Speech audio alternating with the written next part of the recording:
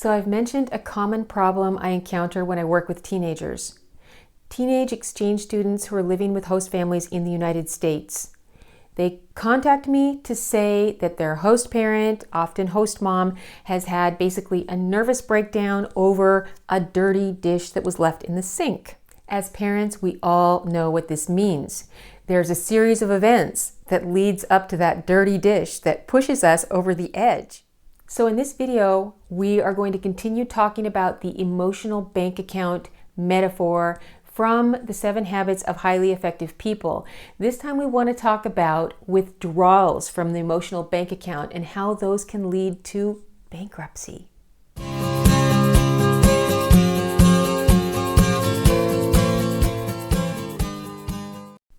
My name is Brenda Padilla Erickson. I'm a specialist in cultural diversity.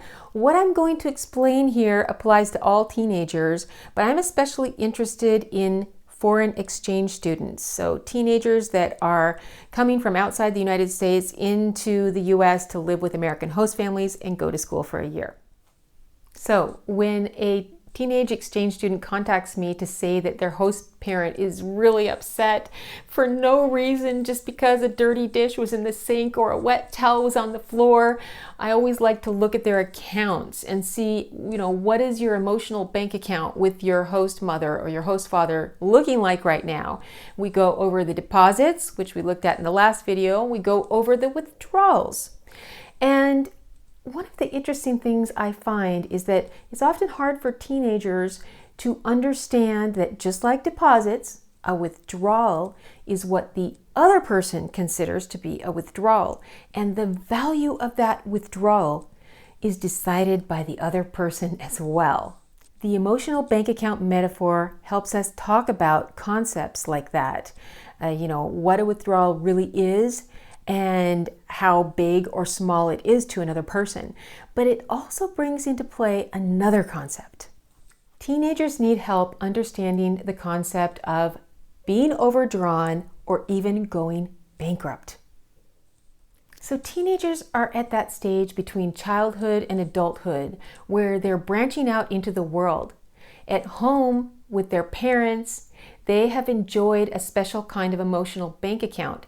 It's an emotional bank account with a big line of credit, as in unconditional love. So they can be overdrawn with their parents, but the love is always there, and their parents are always going to be trying to, get things balanced out. But adolescence is that perfect stage of life where people need to start understanding that other people out there are not going to give them that same line of credit. There is a limit. And not just that, they need to be very careful about building up their emotional bank accounts with other people, making a lot of deposits, because otherwise they will be in the red. All right, we are just scratching the surface. I've spent many years working with the emotional bank account. There are so many great lessons that you can get out of this metaphor.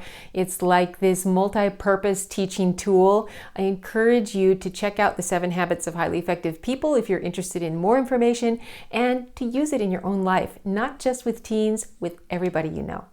Thanks for joining me. See you next time.